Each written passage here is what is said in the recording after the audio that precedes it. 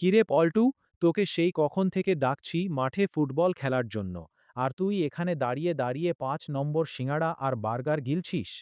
আরে মন্টু, ফুটবলে লাথি মারলে কি আর পেটে শান্তি আসে? এই দেখ, বার্গারের ভেতর কেমন চিজ গলে গলে পড়ছে।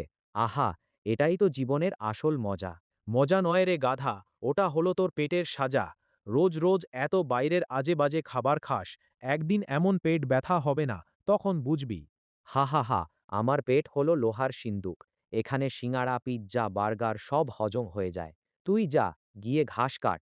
থুড়ি, ফুটবল খেল। আমি চললাম আরও দুটো চাউমিন খেতে।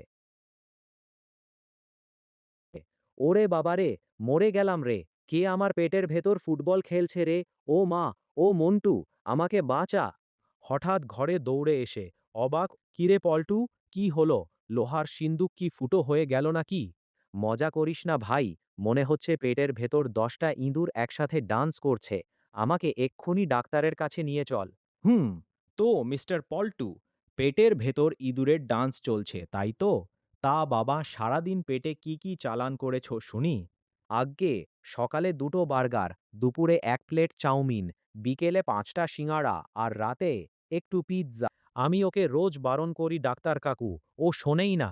দেখো পল্টু, এই বাইরের তেল মশলা দেওয়া জাঙ্ক ফুড আমাদের শরীরের জন্য মারাত্মক ক্ষতিকর। এগুলো খেলে শরীর দুর্বল হয়ে যায়, রোগ প্রতিরোধ ক্ষমতা কমে যায়, আর পেটের তো ১২টা বেজেই যায়। এখন থেকে প্রতিদিন সবুজ শাকসবজি, ফলমূল আর বাড়ির তৈরি খাবার খেতে হবে, না হলে কিন্তু এরপর হাসপাতালে ভর্তি হতে হবে। না না ডাক্তার কাকু, আমাকে ওষুধ দিন, আমি আর জীবনেও ওসব খাবো না। হা হা হা, পল্টু, তুই না আমাকে খুব ভালোবাসিস? আয়, আমাকে খা, আজ আমি তোকে খাবো। ওরে বাবারে, বার্গার ভূত, আমাকে ছেড়ে দে, আমি আর তোকে খাবো না। আমার চোখ কি খারাপ হয়ে গেল? পল্টুর হাতে সিঙাড়ার বদলে আপেল! একদম ঠিক দেখছিস বন্ধু, কাল রাতের পেট ব্যথা আর ডাক্তার কাকুর কথা শুনে আমার শিক্ষা হয়ে গেছে। আমি বুঝেছি, স্বাস্থ্যই সম্পদ। এখন থেকে আমি রোজ ফল আর বাড়ির খাবার খাবো, আর তোর সাথে রোজ মাঠে ফুটবল খেলবো। এই তো আমার আসল বন্ধু। চল তবে, আজ মাঠে দেখি তোর কত জোর।